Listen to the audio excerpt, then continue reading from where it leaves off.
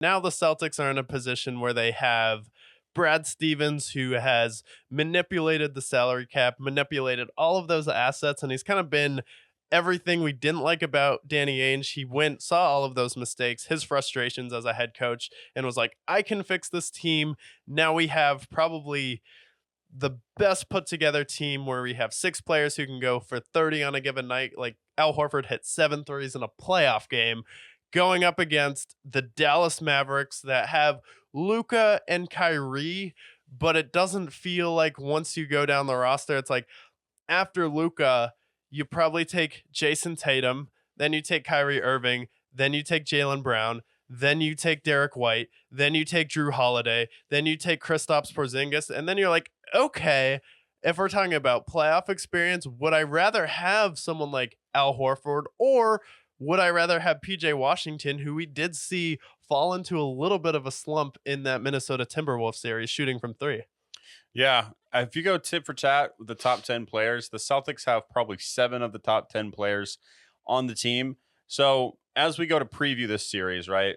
Obviously, Celtics have home court advantage because they have the best record in the NBA.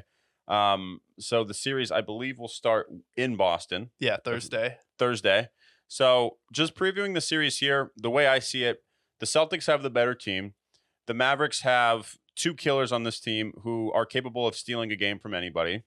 So in my eyes, I think there's a game that Luka steals and there's a game that Kyrie steals, but ultimately the Celtics win in 7, or Celtics win in 6. I mean, I think both teams are excellent, but the way the Celtics are built front to back, I think Joe Mazzulla is an underrated head coach, and he's learned a lot from year 1 to year 2. Jason Tatum, another guy who's propelling himself into being one of the best players in the league. I think 6 games for the Celtics is totally fair. I think I'm being very generous to the Mavericks, but Celtics just have the better team all around.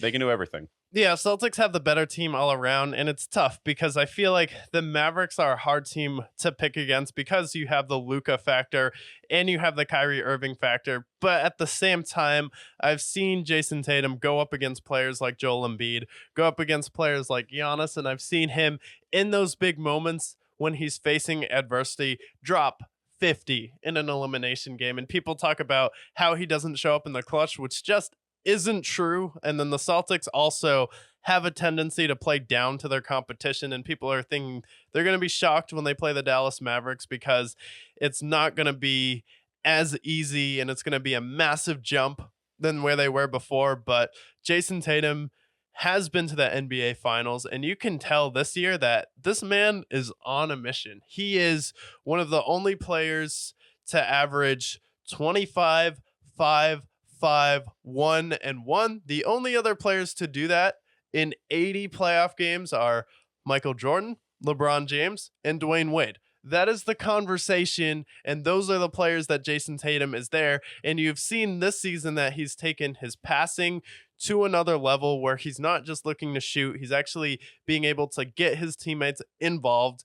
And the Celtics getting to the finals versus the Golden State Warriors and being close when they have that massive first game, but there's no shame in losing to Steph Curry. And I feel like that's really what's going to propel the Celtics in the series because Kyrie Irving is 0-10 versus the Boston Celtics ever since he stomped on the logo. The Celtics have blown the Mavericks out actually in all 4 of their last 4 meetings. I don't know if that's when the Mavericks started to play defense, but this is a matchup nightmare for Dallas because with Minnesota, it's easier to stop Anthony Edwards when you have Rudy Gobert just sitting at the rim there. But with Kristaps Porzingis, people don't realize since he hasn't been on the team in the playoff run, this is a guy who can get 20 in his sleep.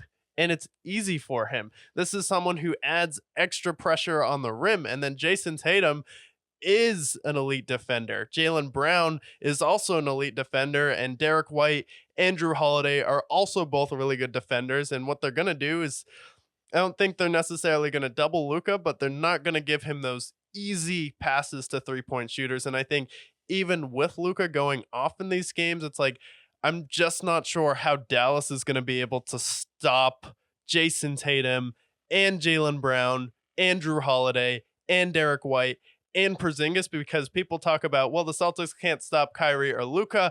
It's a wrap there. It's like, well, there's not really a good matchup for Jason Tatum. There's not really a good matchup for Jaylen Brown. And both of those players are also going to be able to thrive when the Celtics have better players to match up against those two Maverick stars in Kyrie and Luka to at least bother them and wear them down as the series goes on. Because I think Drew Holiday versus Kyrie Irving is going to be one of the most fun matchups to watch materialize. Yeah, exactly. And that was my mindset there as well. It's like the Celtics have been perpetually the better defensive team, not just this year, but over the last several years. And Luka's not necessarily known for being a great defender. He's been great in these playoffs, but consistently hasn't been the best defender. Who is he going to match up against? Kyrie Irving is also not a historically great defender. So you look at all these players on the Celtics, their starting five, and then you look at the Mavericks, right? You have Gafford and you have PJ Washington and the rest of these guys here.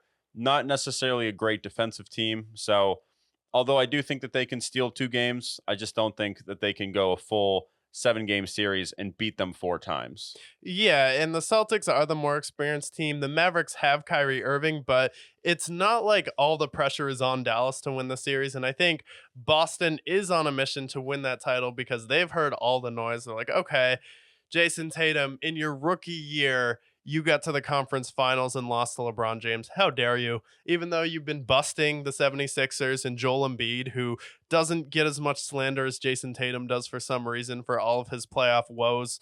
You know, how dare you make the playoffs 6 out of your first 8 years and be ahead of schedule here. It's just a little bit ridiculous how people talk about the Celtics. And this is the time where he's 26 years old.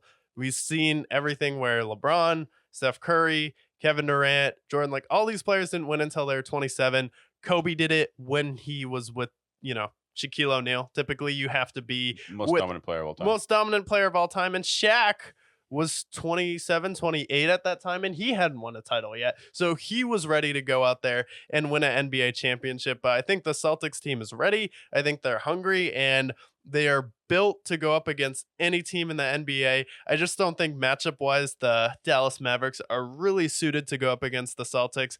Call me crazy. You can say, oh, well, they can't stop Luka. They can't stop Kyrie Irving. Well, you can't stop Jason Tatum. You can't stop Jaylen Brown. And, oh, yeah, Derek White, Drew Holiday, Al Horford, or Porzingis will all be on a given night. So even if Tatum has an off night, Brown will at least be on. And if one of those 2 players will have an off night, the thing with the Celtics is you're always going to have 2 players that have it going on a given night. Yeah. So where do you think, how many games do you think this goes? We both have the Celtics winning. Yeah.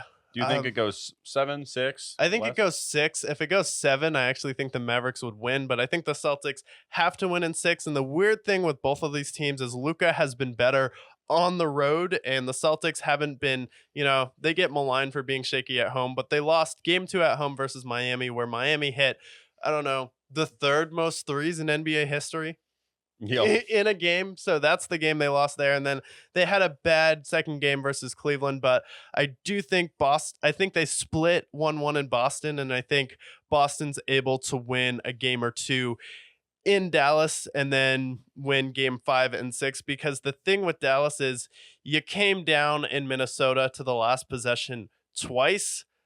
This Boston team is not the Minnesota Timberwolves. The Mike Conley is not as good as Drew Holiday. Jaden McDaniels is not as good as Derek White. Anthony Edwards is not as good as Jason Tatum. And Karl Anthony Towns is not as good as Jaylen Brown.